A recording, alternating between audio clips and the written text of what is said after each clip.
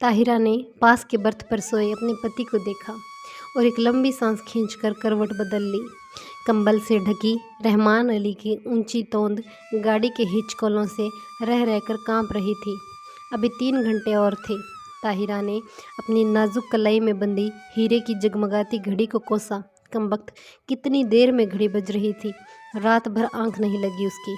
पास के बर्थ में उसका पति और नीचे के बर्थ में उसकी बेटी सलमा नींद से बेखबर पड़े थे। ताहिरा घबरा कर बैठ गई। क्यों आ गई थी वो पति के कहने में? 100 बहाने बना सकती थी। घाव जो समय और यादों ने पूरा भर दिया था उसने खुद ही कुरेद दिया। अब भुगतने के अलावा चारा ही क्या था। स्टेशन आ गया। ताहिरा ने काला रेशमी बुर्का खींच लिया। सूटकेस, बैग, चांदी की सुराही उतरवा कर रहमान अली ने हाथ पकड़कर ताहिरा को ऐसे अंदाज से उतारा जैसे वो कांच की गुड़िया हो, जरा सा धक्का लगते ही बिखर जाएगी। सलमा पहले ही कूदकर उतर चुकी थी। दूर से भागते हाँफते हाथ में काली टोपी पकड़े एक नाटे से आदमी ने लपक कर रहमान को गले से लगा लिया और गोद में लेकर हवा में उठा लिया। उन दोनों की आंखों से आंसू बह रहे थे। तो यही मामू असलम है, ताहिरा ने मन ही मन सोचा। बिटिया को देखकर मामू ने झट से गले से लगा लिया। बिल्कुल इस्मत आपा जैसी है रहमान ये तो। वो सलमा का माथा चूम चूम कर कह रहे थे। वही चेहरा, वही मोहरा, वही नैनक्स। इस्मत आपा नहीं रही तो खुदा ने दूसरी इस्मत भेज दी। ताहिरा पत्थर की सी मूर्ति बनी चुपचाप खड़ी थी। उसके दिल पर जो दहकते अंगारे दहक रही थी उन्हें कौन देख सकता था। वही स्टेशन, वही कनेर का पेड़। 15 साल में इस छोटे से स्टेशन को क्या कोई बदल नहीं सका? चलो बेटी, मामू बोले। बाहर कार खड़ी है। मामू के इकलौते बेटे अल्ताफ़ की शादी में रहमान अली पाकिस्तान से आया था। अल्ताफ़ पुलिस कप्तान था। घर पहुँचे तो बूढ़ी नानी खुशी से पागल हो गई। बार बार रहमान अली को गले लगाकर चूमती। सलमा को देखकर ताहिरा को देखना भूल गई। या अल्लाह, ये क्या कुदरत है तेरी, इस्मत को ही भेज दिया। दोनों बहुएं भी बोल उठी। सच अम्मी जान, बिल्कुल इस्मत आपा हैं। पर बहू का मुंह भी तो देखिए। ननिया सास ने ताहिरा का बुर्का उतार दिया। अल्लाह, चांद का टुकड़ा है नज़मा, देखो। ताहिरा ने लज्जा से सिर झुका लिया। 15 साल में वो पहली बार ससुराल आई थी। बड़ी मुश्किल से वीज़ा मिला था। 3 दिन रहकर फिर पाकिस्तान जाएगी। पर 3 दिन कटेंगे कैसे? चलो बहू, ऊपर के कमरे में चलकर आराम करो, मैं चाय भिजवाती हूँ, कहकर छोटी मामी उसे ऊपर पहुँचा आई। रहमान अली नीचे ही बैठकर मामू से बातों में लग गया और सलमा को तो अम्मी ने गोद में खींच लिया। बार बार उसके माथे पर हाथ फेरती रहती। ताहिरा ने एकांत कमरे में आकर बुर्का फेंक दिया। बंद खिड़की को खोला तो कलेजा धक हो गया। सामने लाल हवेली खड़ी थी। चटपट खिड़की बंद करके तख्त पर गिरती पड़ती बैठ गई। खुदा, तू क्यों सता रहा है मुझे? वो मुंह ढककर सिसक उठी। पर क्यों दोष दे वो किसी को? वो तो जान गई थी ना कि हिंदुस्तान के जिस शहर में उसे जाना है वहाँ का एक एक कंकर उस पर पहाड़ सा टूट कर बरसेगा। उसके नेक पति को क्या पता, भोला रहमान अली, जिसकी पवित्र आंखों में ताहिरा के प्रति प्रेम की गंगा छलकती, जिसने उसे पालतू हिरनी सा बनाकर बेड़ियों में बांध लिया था, उस रहमान अली से क्या कहती? पाकिस्तान के बंटवारे में कितने लोग पिसे थे, उसी में एक थी ताहिरा। तब वो 16 साल की सुंदरी थी। नाम था सुधा। सुधा अपने मामा के साथ ममेरी बहन की शादी में मुल्तान आई थी। दंगे की ज्वाला ने उसे फूंक दिया। मुस्लिम गुंडों की भीड़ जब भूखे कुत्तों की भांति उसकी बोटी निचोड़ने की थी, तब फरिश्ता बनकर आया था रहमान अली। सांवला दुबला पतला रहमान कठोर मेघ बनकर उन पर बरसा था। सुधा बच तो गई, पर ताहिरा बनकर। रहमान की जवान बीवी को भी दिल्ली में ऐसे ही पिस दिया था दंगाइयों ने। वो जान बचाकर भाग आया था घायल दिल लेकर, लेकिन बीवी को नहीं बचा पाया। किसी ने एक दूसरे की बीती सुने बिना मजबूरियों से समझौता कर लिया। ताहिरा उदास होती तो रहमान अली आसमान से तारे तोड़ लाता। वो हंसती तो वो कुर्बान हो जाता।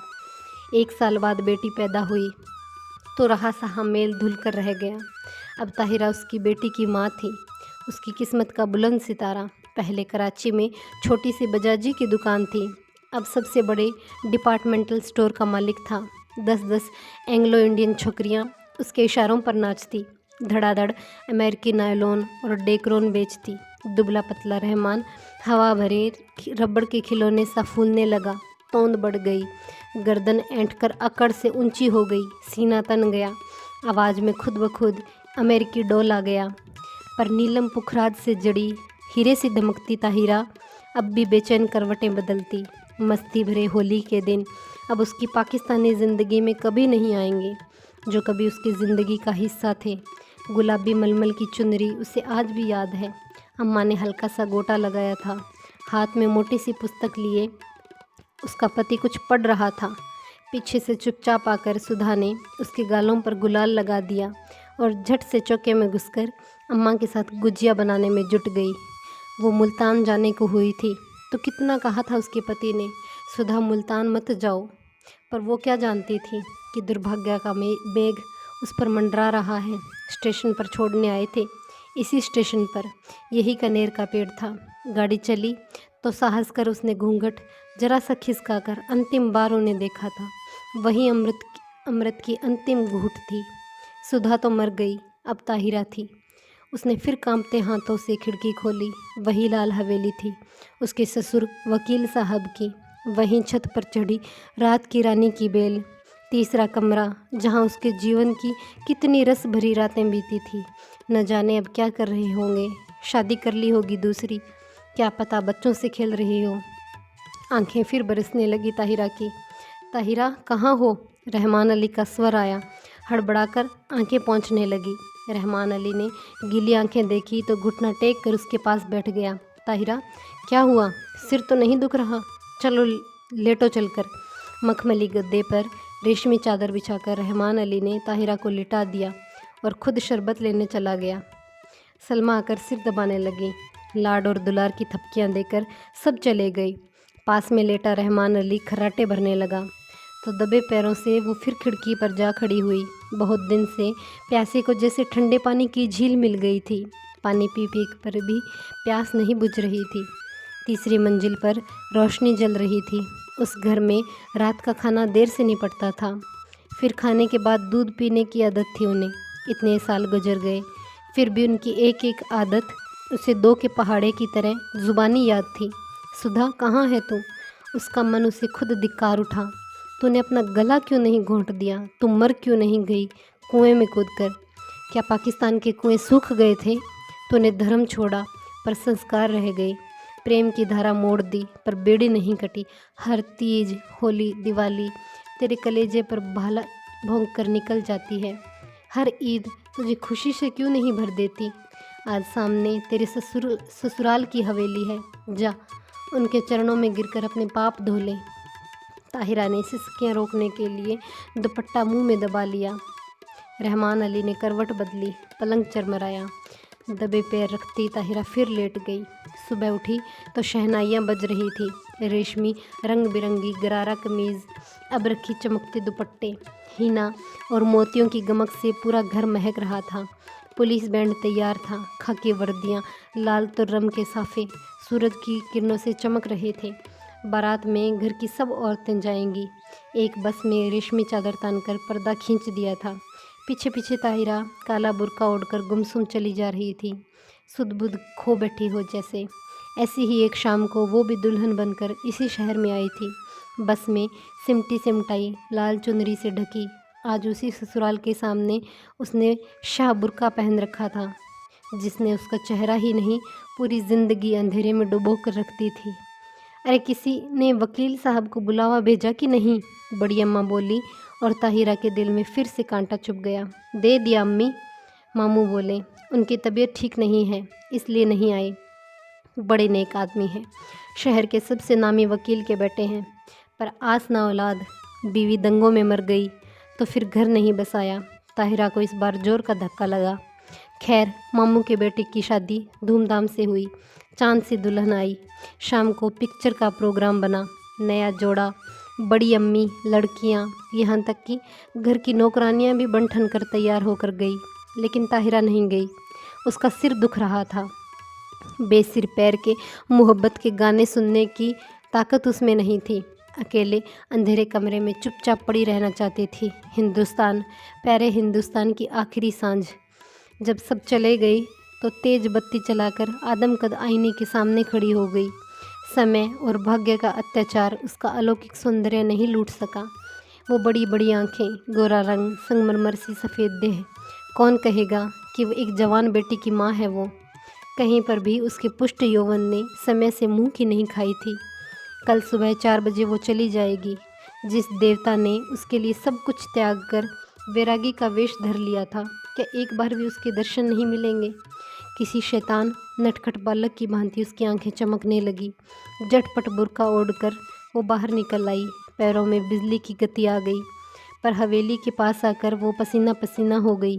पिछवाड़े की सीढ़ियाँ उसे याद थी, जो ठीक उसके कमरे की छोटी खिड़की के पास आकर रुकती थी। एक एक पैर 10 मन का हो गया। कलेजा फटकर मुंह को आ गया। पर अब ताहिरा नहीं थी। वो फिर से 16 साल की चंचल बालिका नववधू सुधा बन गई थी, जो सास की नज़र बचाकर अपने जवान पति के गालों पर गुलाल मलने जा रही थी। आखिरी सीढ़ी आई। सांस रोककर आंखें मूंद वो मनाने लगी, हे बिल्लेश्वर महादेव, तुम्हारे चरणों में ये हीरे की अंगूठी चढ़ाऊंगी। एक बार उन्हें दिखा दो, पर वो मुझे ना देखें। बहुत दिन बाद भगवान का भक्त ने स्मरण किया था, कैसे ना सुनते। सुधा ने देवता को देख लिया। वही गंभीर मुद्रा, वही सफ़ेद पजामा और मलमल का कुर्ता। मेज पर अभागिन सुधा की तस्वीर थी, जो गोने पर भैया ने खींची थी। जी भरकर देख ले पगली और भाग जा, भाग ताहिरा भाग। उसके कानों में जैसे खुद भोलेनाथ गरजे थे। सुधा फिर डूब गई और ताहिरा जाग गई। जब सिनेमा से लौटने को होंगे सब, अंतिम बार आंखों ही आंखों में देवता की चरण धूलि लेकर वो लौटी और बिल्लेश्वर महादेव के निर्जन देवालय की ओर भागी। न जाने कितनी मिनौतियाँ मांगी थी इस देहरी पर। सिर पटक कर वो लौट आई। आंचल पसार कर आखिरी मनौती मांगी, हे भोलेनाथ, उन्हें सुखी रखना, उनके पैर में कांटा भी ना गड़े। हीरे की अंगूठी उतार कर चढ़ा दी और भागती हाँफती घर पहुंची। रहमान अली ने आते ही उसका पीला चेहरा देखा तो नब्ज़ पकड़ ली। देखूं, बुखार तो नहीं? अरे अंगूठी कहाँ है? वो अंगूठी रहमान ने इस साल शादी के दिन यादगार में पहनाई थी। न जाने कहाँ गिर गई। थके स्वर में ताहिरा ने कहा, कोई बात नहीं। रहमान ने झुककर ठंडी बर्फ़ सी लंबी उंगलियों को चूमा। ये उंगलियां आबाद रहे इंशाल्लाह।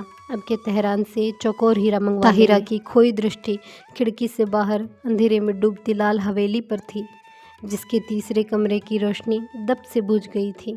ताहिरा ने एक सर्द सांस खींचकर खिड़की बंद कर दी। लाल हवेली अब अंधेरे में गले तक डूब चुकी थी। कहानी कैसी लगी है कमेंट करके ज़रूर बताइएगा, और अगर आपको कहानी अच्छी लगती है तो प्लीज़ मेरे चैनल को सब्सक्राइब कीजिएगा। धन्यवाद।